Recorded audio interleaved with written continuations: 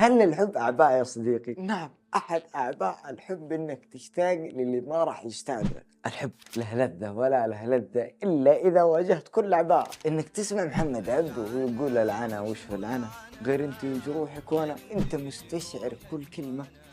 أنا جحا نتكلم اليوم عن بعض من روائع الأمير سعود بن عبد الله بيالة الشاهي المخملية. كاسك زاز مو ورق.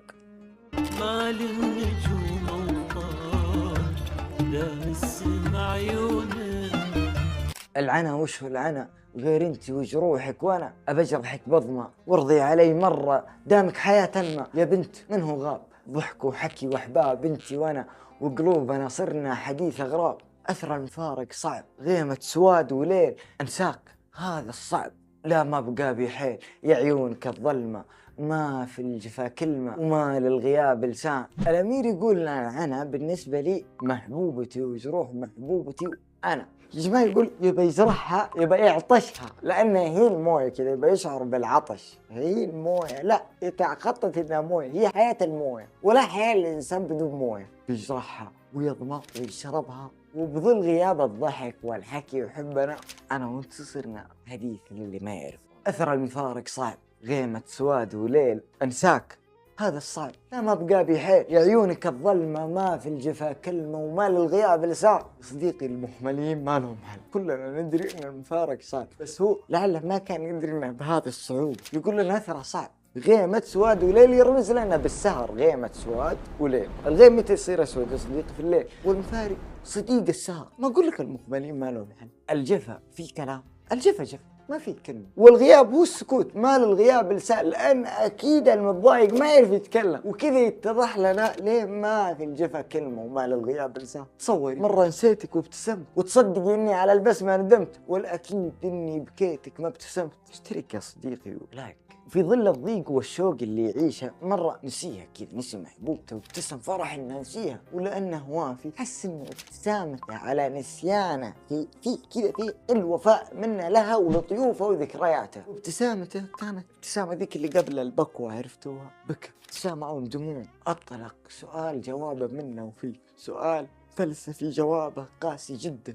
هو يعرف جوابه. أبسألك وش الشبه بين النهاية والأخير؟ كلها نفس المصير. وبسألك من قال لك إن الهوى جرح وعذاب، واجمل أيام غياب عمر الحزن ما يلبس ثياب جداد، مثل الهجير ما يعرف انفاس البراء. وش الشبه بين النهاية والأخير؟ والسؤال الأهم من قال لك إن الحب لازم يكون عذاب؟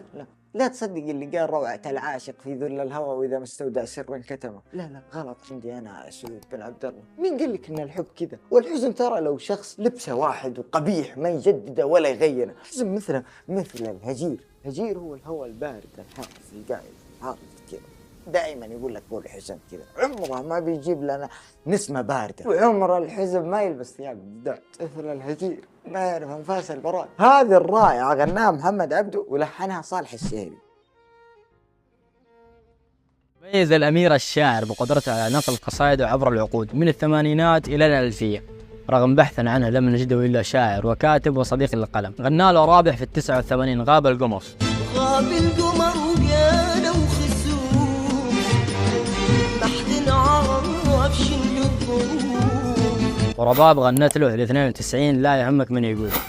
لا يهمك من يقول بس أنا وأنت نقول. وكمان في التسعينيات غنى له رابح حبك كذبة بيضة، وكسر الدنيا بالفيديو كليب آنذاك. ولا ننسى ان كذبة بيضة قصيدة عمودية مقفاة مو غنائية او تفعيلة، سميها زي ما تحب. احبك كذبة بيضة عشقتك. وليست الوحيدة للأمير الشاعر والراعي اللي تكلم عنها جحا قبل شوي، كانت كمان في التسعينيات العنى بصوت فنان العرب. وغنوا له في اوائل الألفية نوال الشوق جابك، وعلى فكرة لأنغام، ويا ورد من علمك تجرح، والجرح ما هو من طباعك غناها عبد المجيد من كلمات الأمير الشاعر. يا ورد يا ورد من علمك تجرح. قل لي انت من جيل اي اغنيه، واذا انت من مواليد الثمانينات اكتب لنا انا ديناصور. شاكرا درقيري وحده الا. توكم ما شفتوا شيء يا متابعيني، عندي قصايد واجده بتعجبك. ترمس اوكي.